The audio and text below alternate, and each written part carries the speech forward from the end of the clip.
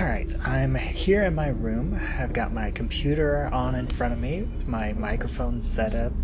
I've got my notepad open, and there's notes about my podcast, It's Time to Rewind. It looks like they're open to the 30-second scene of Memento that starts in black and white. That starts at 69 minutes and 18 seconds, with Leonard peeling at a bandage on his arm, and ends at 69 minutes and 52 seconds, with Leonard looking around his motel room, wondering who he was just talking to.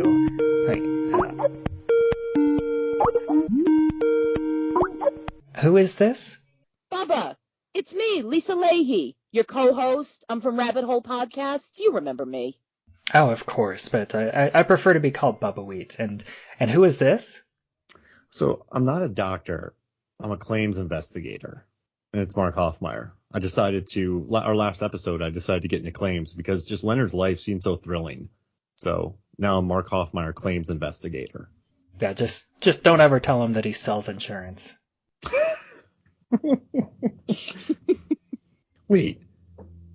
Never mind. That's a whole tangent. I was going to jump into Fight Club and what his job was. He stopped himself even before. Yeah. No, I'm not doing it. Yeah. You know, like sometimes I feel like my head's just a wheel, like with like a waterfall going onto it. But for some reason, I was able to grab onto that wheel and stop it. Yeah, wheel of morality. Turn, turn, turn. Tell us the lesson that we should learn. I'm proud of myself, y'all. That was when I leave these episodes now, I know I prevented a tangent upon the world. So this is a first. You've heard it here.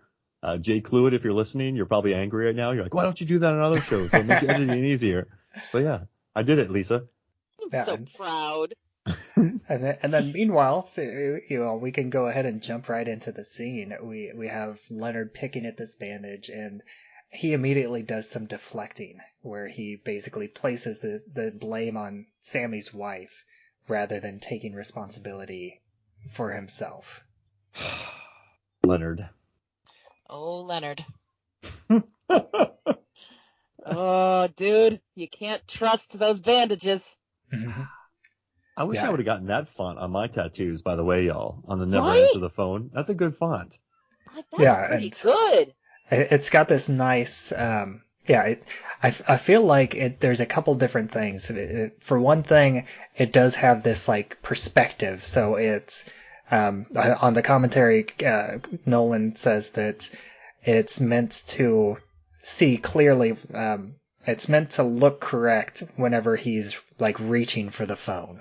Mm-hmm. Which is, I mean, that's really interesting, right? Like the amount of thought that went into that, you know, like that Nolan is thinking about not just having it on the arm where he would reach or that he would see, but sort of like the perspective of the writing itself, so that when he would stretch his arm, the perspective of how he would see. I mean, good God, who thinks about this?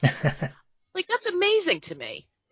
Yeah, and it also, I feel like it kind of has this horror movie vibe, because it does have this like kind of twisted perspective, and then we have, you know, the music giving us, adding the tension to it, and, you know, just the fact that it says never answer the phone, that feels like a horror movie quote. Oh, it's immediate, the punch to the stomach, because he's on the damn phone, and you immediately go, oh God. Like, everybody knows the pit that formed in his stomach in that very moment, that adrenaline spike that happened in that very moment. Yeah, and so much, and it's really done so well because it makes him stop mid-sentence. Like, he's talking, like, just casually talking, and as soon as he reads that, he immediately stops talking. Like, it's just like that. Mm-hmm. I mean, tattoo is effective. I should have a tattoo that says stop scrolling through your phone. Like, social media isn't important. As I'm scrolling, I see it, and I'm like, dang it. But there's a new reel. It's got to be like, you got to think about, because you know how you have that little notch on your pinky finger that the phone sits. I feel like it's got to be in like that meaty part of your thumb where you're like reaching, so that as you go to turn your thumb to go up, it would stretch out and you'd see it in that little curve of your thumb. Stop scrolling on your phone. It's like you can have a little stick figure on your thumb. So like as you're scrolling, it's got, you know, you figure out a way so it's got like a stick figure that's waving its arm stop. Howard's got that really disappointed face. Like, So when you're you doing it again. Wait, so when you move your thumb, the little figure just is like, stop, because of the way you're moving it? It waves its arms. Oh, Yeah, that'd exactly. be amazing. Focus. Oh my god, yes. Yeah. Mark, you don't need to run an 8th pole today. Just stop. Just stop. But no, I love what you said about the score. And Lisa, you said you have this soundtrack on CD. Mhm. Do you ever play this for their students when they're taking tests and then open up the blinds and bomb light through them? And then the phone rings in it, and like that's how you make them take tests. You just stress them out. Oh my gosh. Yeah, that's funny because I do play movie scores when they need thinking music. But occasionally, like, the Avengers will come on, or like Dark Knight or something will come on, and they're like, no, this is too stressful, change it. They like Ratatouille and Up, actually. Those are the ones that they get most excited about. They're like, this is good thinking music. I'm like, all right. Yeah, that's one thing that I love, and I know Lisa plays this, but we just recently downloaded Disney Dreamlight Valley. Yes. And the thing I love about that is how the music changes based on what characters you're around. Yeah, Well, who you're hanging out with. Mhm. I feel like Philip Glass scores, like Candyman, and I have the Tales from the Loop vinyl. It's an Amazon show that he did the score for, and it's very melancholy and chill. It's a beautiful score. Ooh. So that's my thinking one. Like, I can't put on like a Carpenter score. I get too stressed out.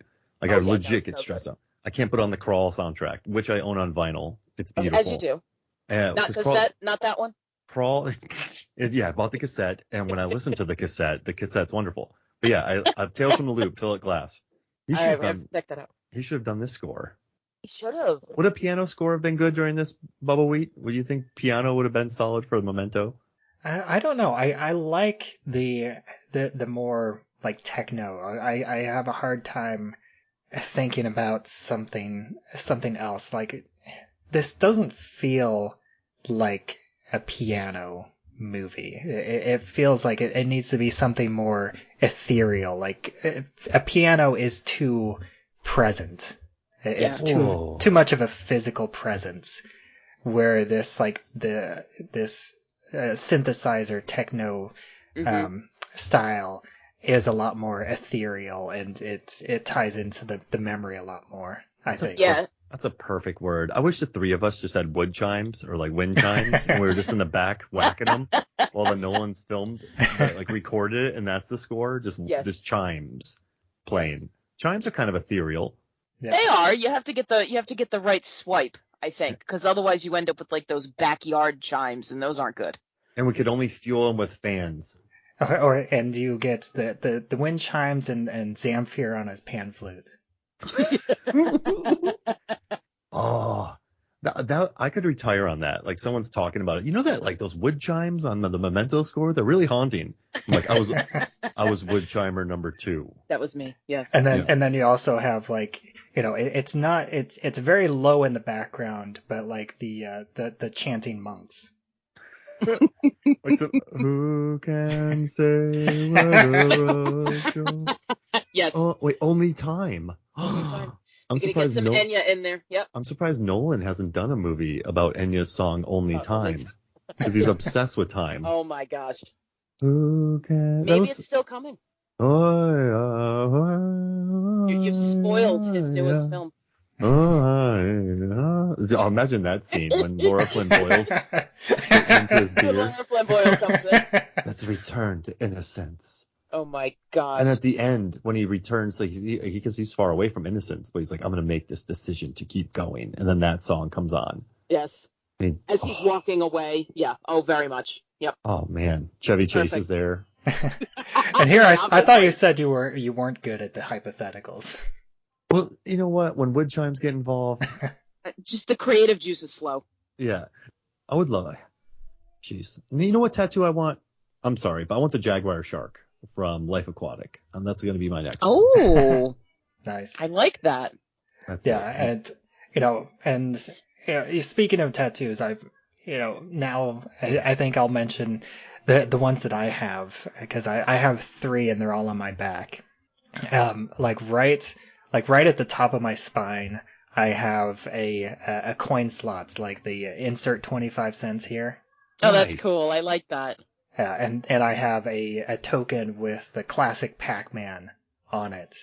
I love that too. These are cool. Yeah, because that's. I mean, I've been working. I've been working in arcades basically my entire adult life, so I figured that's to honor that. And then on one of my shoulder blades, I can't figure out left from my right, especially on my back, because I don't know if it's backwards, but Yeah, you're not looking at it all that often. yeah. But I have one of the aliens from The Simpsons. That's great. Kodos. I like to think that it's Kodos rather than Kang, and he's holding like a classic joystick, like one of the little the little red bubblegum top joysticks. That's amazing. And then on the other shoulder, I have Harley Quinn also holding the same type of joystick. Are they like facing each other, like they're battling? Kinda. I love that.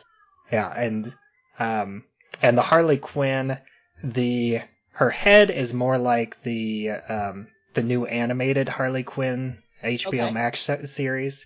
Yep. And then her outfit is like the classic Batman the Animated Series, red and black outfit. Speaking of piano, I actually dropped out of piano lessons to watch the classic Batman animated show because I loved it so much. Dropped out of. You couldn't have just watched it like after the piano lesson? No, there's no DVR back then. Oh, that's fair. Did Bill Murray pay $1,000 to your piano teacher to kick you out? They would have taken $50 probably to kick me out of there. No, that's cool. Speaking of, like, when I was 18, I walked into a tattoo place and I just went, "Give me that." And the guy's like, "That?" I'm like, "Yeah, give me a bulldog. Why not?" So I got it on my back. But now I live in Georgia and it's the Georgia Bulldogs. Yeah. And it's like, I don't want people thinking I got it because of that. I was from Florida. I just wanted a bulldog because I don't know why. So yeah, now I worry about people seeing it and be like, "You a Dogs fan?" I'm like, no, I'm a Florida State Seminoles fan. Yeah. Yeah, that's why, I spent, I'd say it took me about 5 years of thinking and planning in the background before I got that first tattoo. Mm-hmm. Not me. My second one was, I got a day late, a buck short on my left bicep. And I was like, you know what? Feels right. I love Blink-182. So I went and got that. The impulsive. And my issue is that, I want something that means something to me. Sure. And, I want it to look good too. And the problem is, I like to, clearly I go for like the pop culture references, but a lot of the stuff that I'm attracted to pop culture wise is something that I can't boil down to like a single image. Like, right. I love Alice in Wonderland. Yeah. I would love to get an Alice in Wonderland themed tattoo, but I can't pick out one single thing from Alice in Wonderland. The tattoo that I always said I would get is an Alice Through the Looking Glass reference. And it's this hideous looking walrus with a little speech bubble coming out of his mouth, and it says, "The time has come." And it's so hipster. Because if you don't know what it is, there's no chance you'd ever figure it out. Because it's not like the Disney walrus, like upright with his little top hat and coat and stuff. It's just an actual walrus, and it says, "The time has come." And I only have one tattoo. And when I finally got it, everyone went, "Well, where the hell's the walrus?" Because I didn't get what I said I was always going to get. I got on the inside of my left arm the words "allergic to reality, compelled by fiction." Wait, so the inside of your left, we both have 6-word tattoos on the inside of our left arms? We do. Mine's not on the bicep, though. It's between the elbow and my wrist. Got it. Nice. So for one of these days, I'm going to get that walrus, Bubbawheat. So you and I are going to go get matching Alice in Wonderland tattoos. Can it be the walrus from Tusk? No. My mother already hates this walrus idea. She's like, "Don't you dare. That's ugly." And I'm like, well, it's not your tattoo. Yeah, my issue is that I love Alice in Wonderland as a concept, but I could never pick out one specific thing because there's not like any one character or one scene that draws me to Alice in Wonderland. It's the entire concept as a whole, but you can't really boil that down to a single tattoo unless I was going to get like an Alice in Wonderland sleeve, which I'm not that committed. Yes. Well, you saw Red Dragon just get get kind of Get like the whole thing. Get the whole thing, and you could eat paintings, and you could have a giant Alice in Wonderland tattoo on your back. I actually have a former student who has a series of Alice in Wonderland tattoos. Like they go up her ribs, across her back, on her arm, and it's all like the classic illustrations. Absolutely gorgeous series of tattoos. One interesting coincidence was whenever I went to get my first tattoo, there was a woman there, and she was getting she had like a Pixar sleeve, and she was adding to that. And then a year later, I went to get my second tattoo, and she was there again, the exact same person. Yes, seriously, adding another tattoo to her sleeve, and I thought that was crazy. That is fascinating. Better have Wally. So Bubbawheat, you said you worked. I since there's not much dialogue in this scene, I know it's still important. We talked about the tattoo, but you said you worked in video games for your entire life, or for many years. Like, what would a Memento video game look like? That's tough to say. I feel like it would be like a puzzle platformer, or like no, it would be like one of those Sierra graphic adventure games. Oh. Where you like are going around and collecting clues and information in order to unlock puzzles, but it would be chronologically backwards. And you would have a timer for every level, like a reset, and you have to go, or you'd be probably pushed back again. Something like that, yeah. That's an idea. And you'd be finding clues in order to help you. Like you would find in the beginning of the game, you would be finding a lot of information that would help you solve clues that would be later in the game, but you couldn't collect items because the items won't stay with you because you're going backwards in time. Whoa. I'd go broke. But yeah, this, again, bringing it back to the scene, there's not a whole lot of dialogue because there is like literally a full 11 seconds after he says, "Who is this?" And then the person, we're pretty sure is Teddy, immediately hangs up the phone. And then he has a full 11 seconds of just looking around the room and just realize, like, sitting with this, like, what just happened? Like, who was I talking to? Yeah. Like, what just happened to me? Yeah, and because he's reset. He has no idea. I don't even think he's wondering about, like, who was he talking to? I think once he hangs up the phone, he doesn't know what he was even doing. He just knows he's afraid. And that's why he's like looking around, trying to figure out what made me afraid. And at 29 seconds in, I really like his profile shot there. Like, Pierce shoots well in profile. He's got those like sunken cheeks. Like the dude has like some sharp old cheekbones going on, like really kind of gaunt looking. But yeah, I kind of dig that shot right there where he's just straight up in profile. Nolan definitely makes the best of that right there. Yeah, and there is good cinematography in this scene because as he's talking, the camera slowly like keeps pushing in on his face. We get like about 3 different times where it keeps getting closer and closer. And then like after he hangs up and then he's looking around and then we get this wide, like almost security camera-esque shot for the last like 5 seconds of just showing him being small and alone in this room. Oh yeah, you're right. It's looking down on him too, taking away the power from him. Do you think this is why Nolan doesn't carry a phone? He doesn't like having a phone, and why he doesn't allow cell phones on sets? Because never answer the phone. Probably. Remember the big brouhaha about working on his films where you don't sit down and you don't have a cell phone? You can't even sit down? Screw that.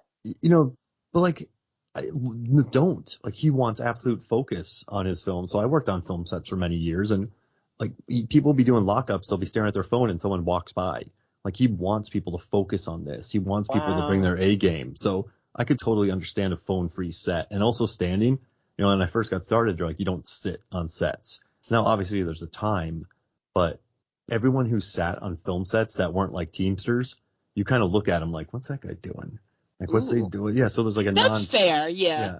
There's like a non-sit thing. So whenever people are kind of going at Nolan for his rules, I understood all of them.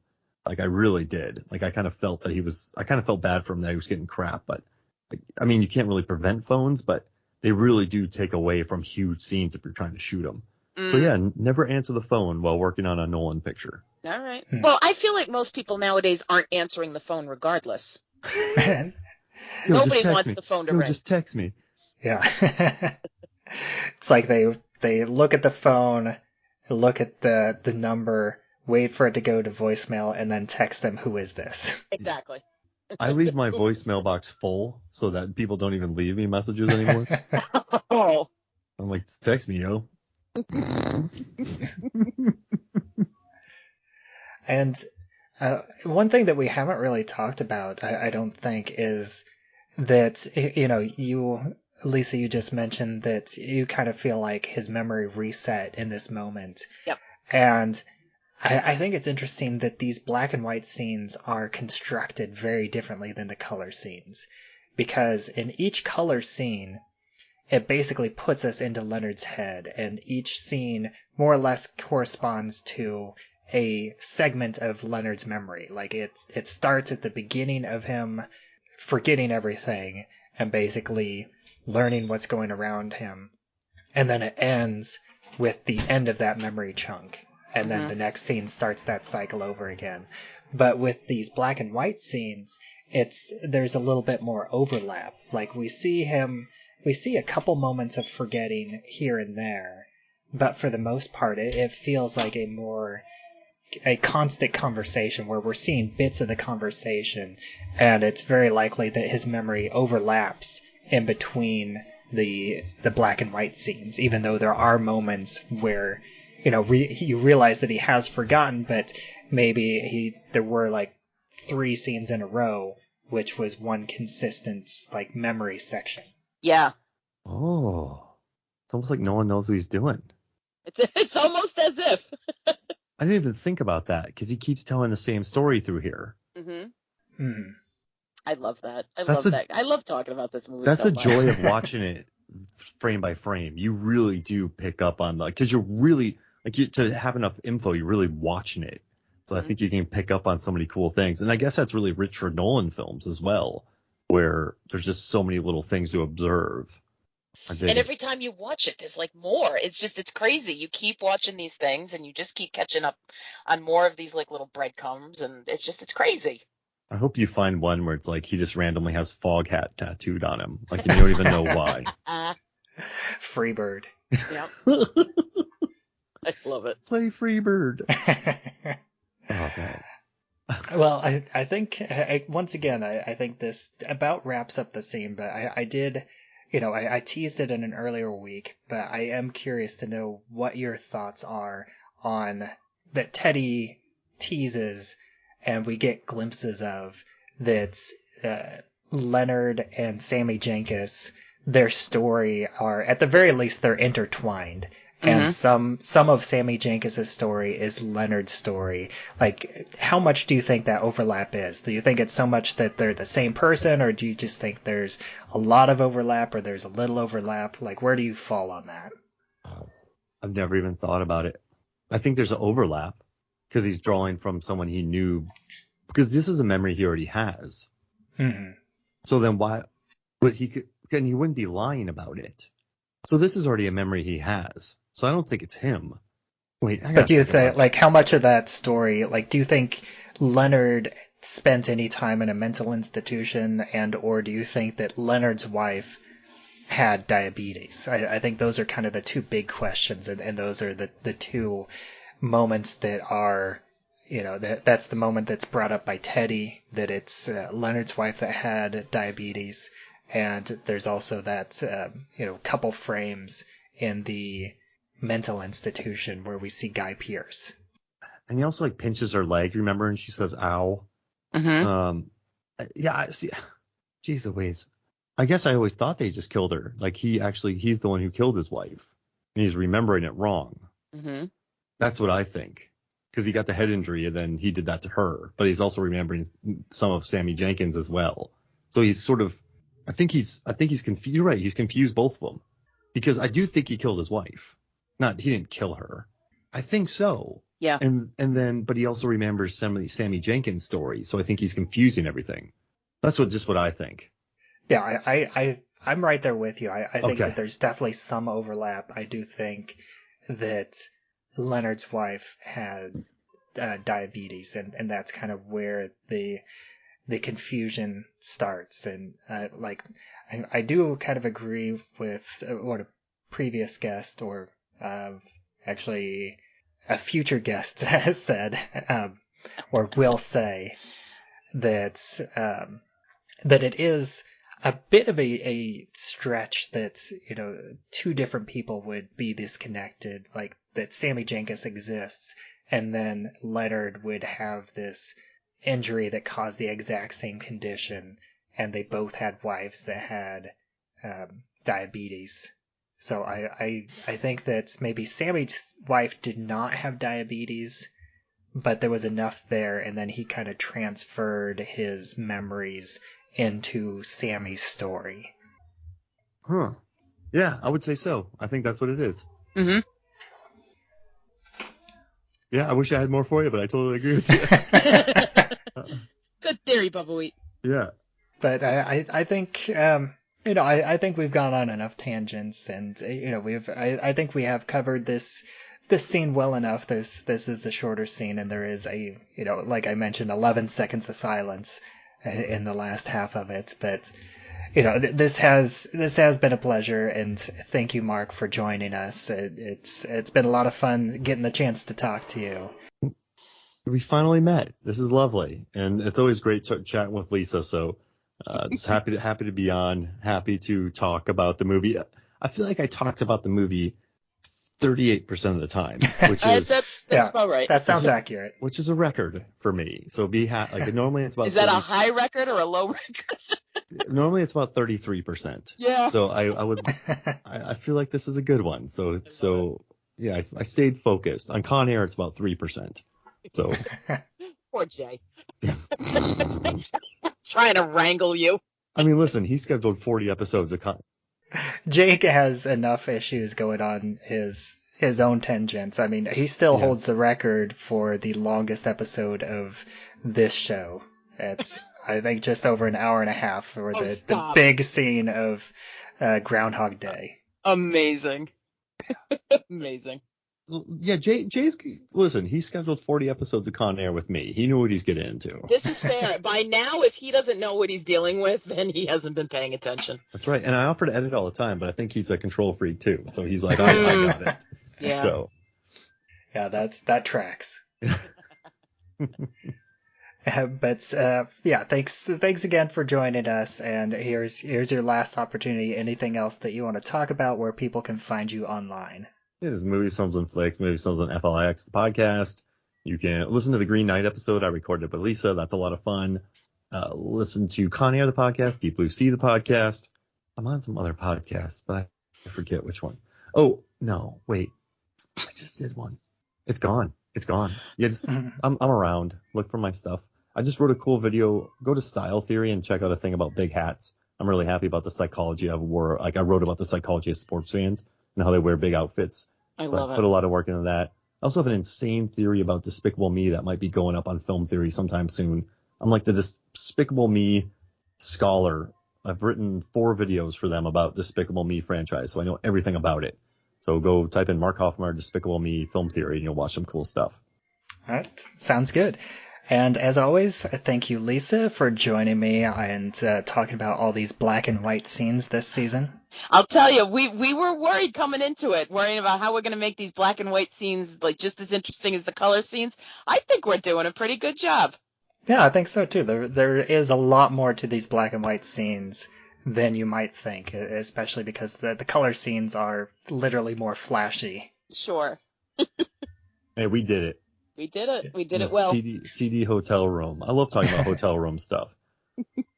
Yeah, and as always, I am Bubbawheat, and you can find me on Twitter where I'm at Bubbawheat, and you can find this show, It's Time to Rewind, on all the podcatchers out there. And we also have a Facebook group, It's Time to Rewind, a time loop group. You can join that and discuss episodes as they come out, as we'll also have discussions about time loop movies, TV episodes, novels, short stories. It's all welcome. And until next time, I assume I've already told you about Memento? Oh, only every time I see you. Legal responsibility, large financial...